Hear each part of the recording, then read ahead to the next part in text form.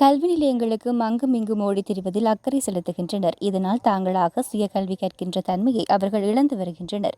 இதன் காரணமாக அவர்கள் தமது அடைவு மட்டத்தை அடைய முடியாத நிலையில் உள்ளனர் என மன்னார் புனித சவேரியார் ஆண்கள் தேசிய பாடசாலையின் அதிபர் அருட்சகோதரர் சந்தியோகு தெரிவித்தார். தற்போது வெளியாகியுள்ள 2023ஆம் ஆண்டுக்கான கபோத உயர்தர பரீட்சை பெறுபவர்கள் தொடர்பாக தமது பாடசாலை நிலைப்பாடு குறித்து இன்று சனிக்கிழமை மதியம் ஊடகங்களுக்கு கருத்து தெரிவித்தார். இதன்போது அவர் இவ்வாறு தெரிவித்தார். நமது பாடசாலையில் இம்முறை ஏறக்குறைய 116 மாணவர்கள் பரீட்சை எழுதினார்கள்.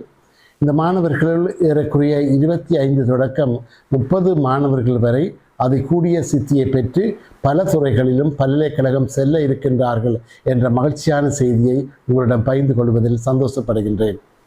இதில் விசேட விதமாக கணிதத்துறை எடுத்துக்கொண்டால் மாவட்ட மட்டத்தில் முதல் தரமாக அந்த மாணவன் சித்தி செய்து மெரிட் பாஸில் சித்தியடைந்து நமது மாவட்டத்தில் இன்னும் ஒரு மாணவர்களுக்கு அவர் சலுகை செய்துள்ளார் அல்லது சந்தர்ப்பத்தை கொடுத்துள்ளார் என்பதை நினைத்து நாங்கள் சந்தோஷப்படுகின்றோம். அது மட்டுமல்ல, மருத்துவத்துறையை பொறுத்தவரையிலும் எங்கள் பாடசாலை சேர்ந்த மாணவன் மாவட்ட மட்டத்தில் 2ஆம் நிலையை பெற்றுள்ளார். அது மட்டுமல்ல, அவர் மெரிட் பாஸ் எடுத்து இன்னும் ஒரு மாணவருக்கும் அவர் சந்தர்ப்பத்தை கொடுத்துள்ளார் என்ற சந்தோஷமான செய்தியை உங்களுடன் பகிர்ந்து கொள்வதில் நான் மகிழ்ச்சி அடைகின்றேன். இவ்வாறு ஒவ்வொரு துறைகளிலும் மருத்துவத்துறையை பொறுத்தவரையில் ஏறக்குறைய 2ஆம் இடம், 12ஆம் இடம், 18ஆம் இடம் என்று பல்வேறு இடங்களை மாவட்ட மட்டத்தில் எமது மாணவர்கள் பெற்றுள்ளார்கள். கணிதத்துறையை எடுத்துக்கொண்டால் ஏறக்குறைய 3ஆம் இடம், 5ஆம் இடம், 8ஆம் இடம் என்று பல்வேறு இடங்களை பெற்று அந்த மாணவர்கள் பல்கலைக்கழகம் செல்ல இருக்கின்றார்கள். ஆகவே இந்த மாணவர்களை ஊக்குவித்து பயிற்சி கொடுத்து கல்வி கற்பித்த ஒவ்வொரு ஆசிரியர்களையும் நான் நன்றியோடு நினைவு கூறுகின்றேன். அவர்கள் செய்த அர்ப்பணிப்புள்ள அந்த சேவை நிமித்தம் இந்த மாணவர்கள் இன்று மகிழ்ச்சியாக பல்கலைக்கழகம் செல்வதற்கு உதவிக்கரம் சேர்த்திருக்கின்றார்கள். எமது பாடசாலையை சேர்ந்த அனைத்து பழைய மாணவர்கள், பெற்றோர்கள், இந்த மாணவர்களின் பெற்றோர்கள் அனைவரும் இந்த மாணவர்களுக்கு பக்கத்துணையாக இருந்து பல்வேறு உதவிக்கரங்களை நீட்டினார்கள்.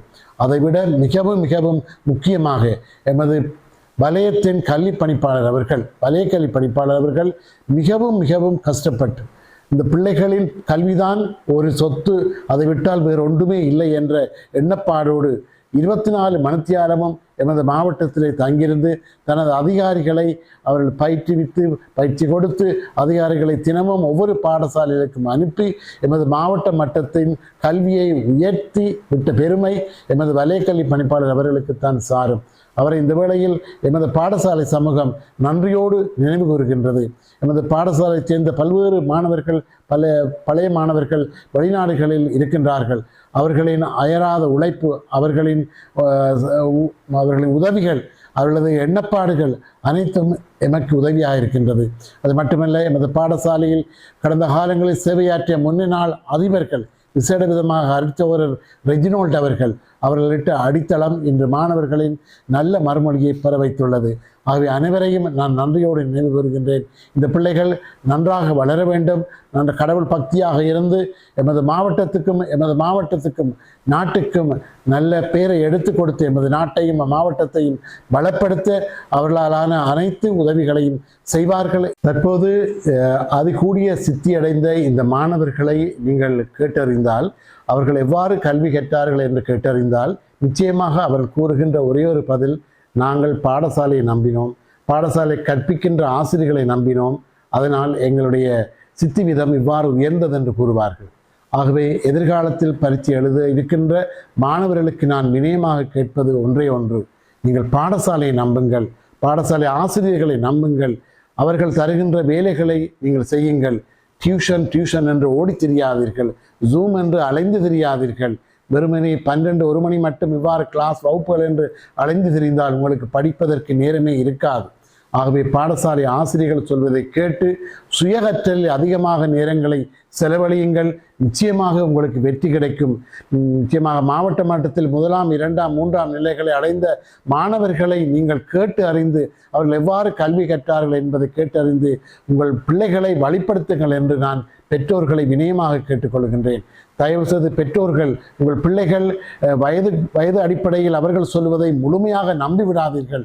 பாடசாலை ஆசிரியர்களை கேட்டு அதன்படி உங்கள் பிள்ளைகளை வழிப்படுத்தினால் நிச்சயமாக ஒவ்வொரு பிள்ளைகளும் பல்கலைக்கழகம் செல்வதற்கு வாய்ப்பாக நிச்சயமாக அமையும். அவை பாடசாலை நம்புங்கள், ஆசிரியர்களை நம்புங்கள், உங்கள் பிள்ளைகளை சுயகற்றலில் ஈடுபடுத்துங்கள் என்று கூறி உங்களுக்கு எனது வாழ்த்துக்களை தெரிவிக்கிறேன். நன்றி.